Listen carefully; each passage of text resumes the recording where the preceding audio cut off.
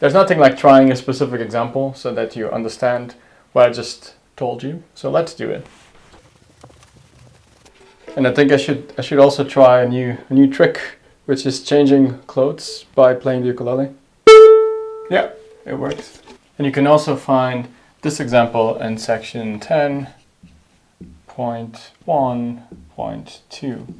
This is the first example after we derive an equation to obtain tangent planes to any surface. So what we want to do is to calculate a tangent plane to the function z equals ln of 2x plus y at the point x, y equals -1, 3.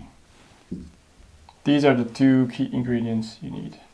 And we want to calculate this, an equation for a tangent plane for points. In this case, what this means is that our x0, y0 are -1, 3, and this is the function itself. So don't get confused. There's a z, but this will be a tangent plane. This is the actual function. We can get a little bit more space here. And if you understood the concept, you'll realize that one of the first things you can do is to calculate f x0, y0, which in this case is f at -1, 3. All you have to do is you go to the function and you sub in. This will be ln of -2 plus 3. That's ln of 1. That's brilliant because it's 0. Step number 2, you need to calculate the partial derivatives. fx, remember this is the f dx when you're fixing y. And fx is calculated, you look at the function, there's a derivative of term 2x, so you end up with 2 over 2x plus y. And if you calculate it at the point of interest, that's -1, 3. You sub in, this becomes 2 over -2 plus 3. This becomes 2. It's 2 over 1.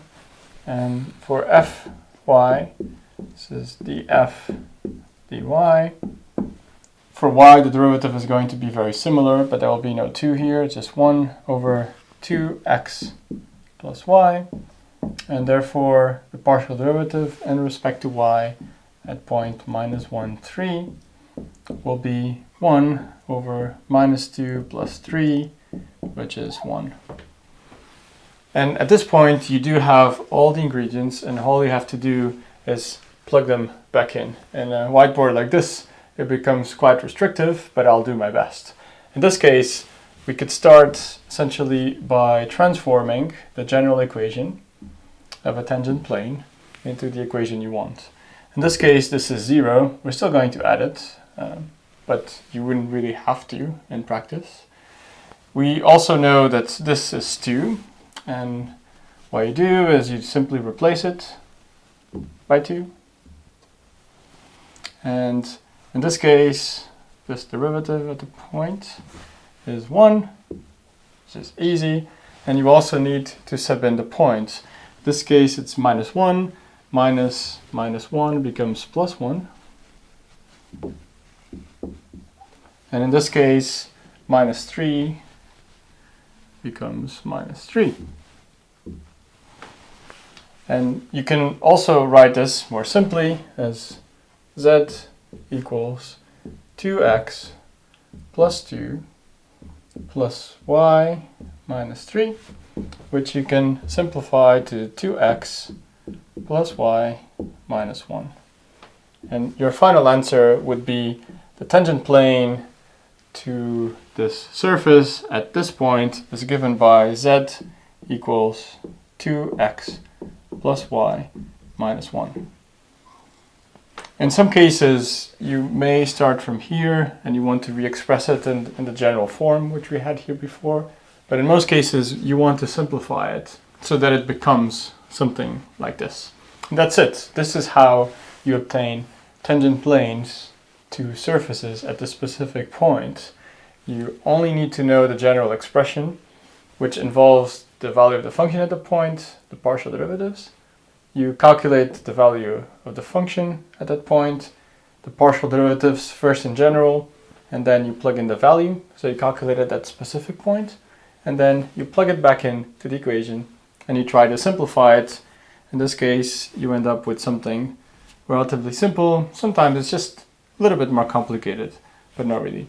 And the great thing that we can do is, and you can see this also in the lecture notes shown here, the surface that's given by ln of 2x plus y, and also this tangent plane, which we just determined, that you can see really does touch the function at that specific point.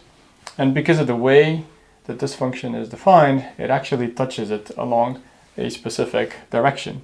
So there's a family of tangent planes that actually are tangent planes to even other points of the surface. And the plot that you're seeing here, I just made it very quickly on TopCat. You could just use the grid that I provided you.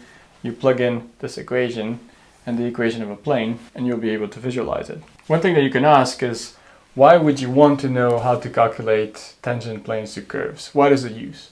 And there's lots of them, actually. One of them, which we'll cover next, and it's the next section in your lecture notes, is to obtain linear approximations.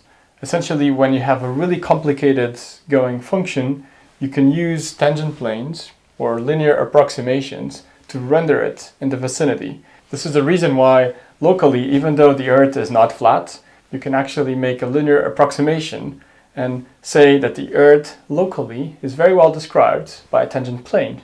This obviously breaks down once you go to very large distances, but locally it works really well. Actually so well that some people are convinced that the Earth is flat. See you in the next video.